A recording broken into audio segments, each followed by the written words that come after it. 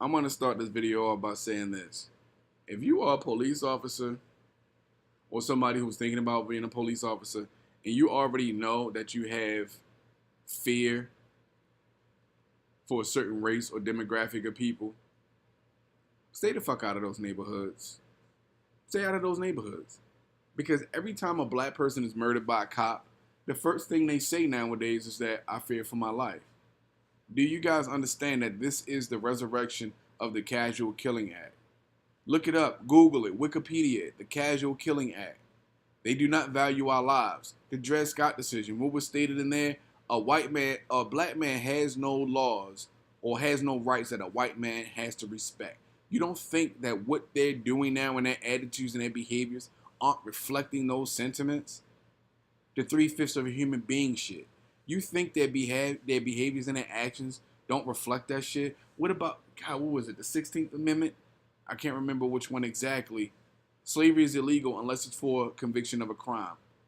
They passed that. They passed that. The 13th Amendment. They passed that shit. I said the 16th. Sorry, the 13th Amendment. They passed that, which supposedly abolished slavery, or rather made slavery illegal. They didn't abolish shit. It made slavery illegal. So the system passed that law, put that in the Constitution. That was a constitutional amendment, the 13th Amendment.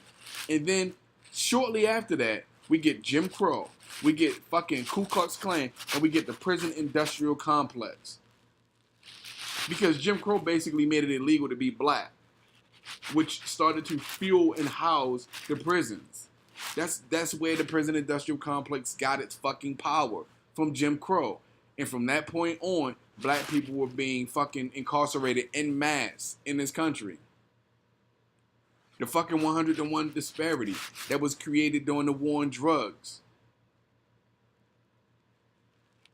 You know what I'm saying? Like, come on, man. Come on. A white person can have 100 grams of... A white person with 100 grams of cocaine will get charged the same amount of time as a black person with 1 gram of cocaine. The 100-to-1 ratio. Now it's down to 18-to-1. Get the fuck out of here. Now, mind you, now the 18-to-1 ratio was dropped by the attorney general under Obama. Obama kind of spearheaded that charge, right? But here's a president who doesn't even acknowledge that racism fucking exists. Or a former president who didn't acknowledge that racism didn't exist. That racial bias and prejudice was a problem in this country. His attorney general said that shit, we're a fucking country full of cowards, before he tenured his resignation. He doesn't even admit that racism and white supremacy exists, but then you lessen the 101 ratio to 18-to-1, which is a piece of racist white supremacist legislation that is in our country. Anyway, if you are a police officer and you're scared of black people, quit. Go police a community of your own people. Quit. The system is against us. It doesn't like us. And it's going to continue to do things that keep us underfoot. To keep their foot on our throats. It's going to continue to do things. Then you black people can sit around and fucking sing Kumbaya all you want. Go to prayer meetings and revivals and all that shit. That shit doesn't mean anything. They pray to the same God you pray to. They pray to the same God. Now, how about this for irony? The God you pray to is just and wants to see justice served and protect his people, while the God they pray to thinks it's okay for them to hate you. You guys pray to the same fucking God. You don't see the irony in this? White people are Christians just like you, and they have no problem exterminating your ass off the planet. Because their God, which is your God, says it's okay for them to do so. They justify it with their religion. But then you combat that shit with the same... I don't even want to get into all of that. I don't want to get into all of that because it's all contradictory. Anyway, I don't want to get into all of that. But I just wanted to say something about that because they believe what you believe, but they don't expect to get the same results that you expect to get. I don't understand that dynamic. I cannot understand that dynamic at all. But I guess that's what happens when you take on the belief system of your fucking captors. When you become the spiritual prisoner of somebody else, cognitive dissonance is a fucking must. How do you justify taking the religion of the people who enslaved you, raped you, disenfranchised you, subjugate you, abused you, murdered you, lynched you? How do you believe in what they tell you should believe in? How do you believe anything that they tell you? Anyway, they hate us. They do not like us. They want us gone off the planet. While we're sitting around in our communities worried about what team LeBron is going to go fucking play for next. You know what I'm saying? Is Kobe going to go back to the Lakers? Is Kyrie Irving going to stay with the Cavs?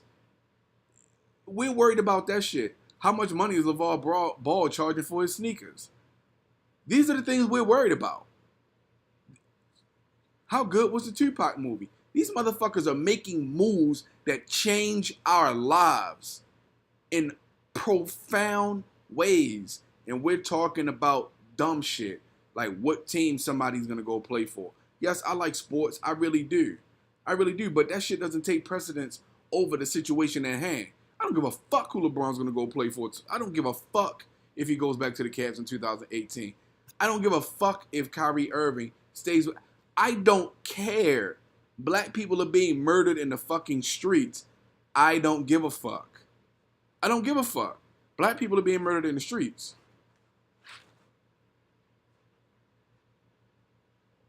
We have a white supremacist as a fucking president. I mean, there's nothing new about that.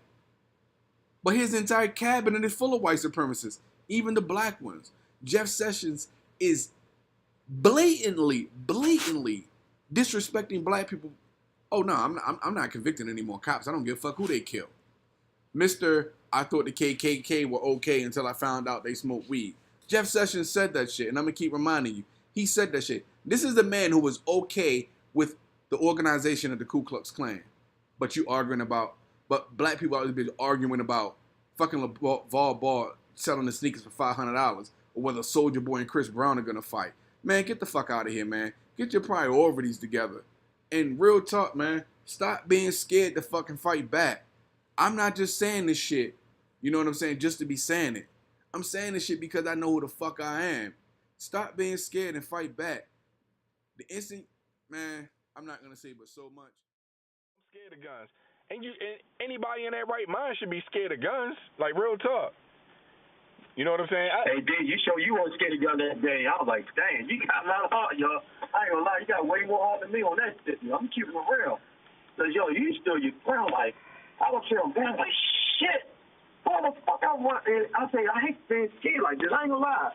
I felt bad already, yo. I did. When you still your ground, I said, yo, kid, it got killed. That shit was fucking my conscience. My punk ass was scared. I did call myself a punk ass, yo. I'm so used to running from guns, though. I ain't gonna lie, yo, but you still your ground, though, D.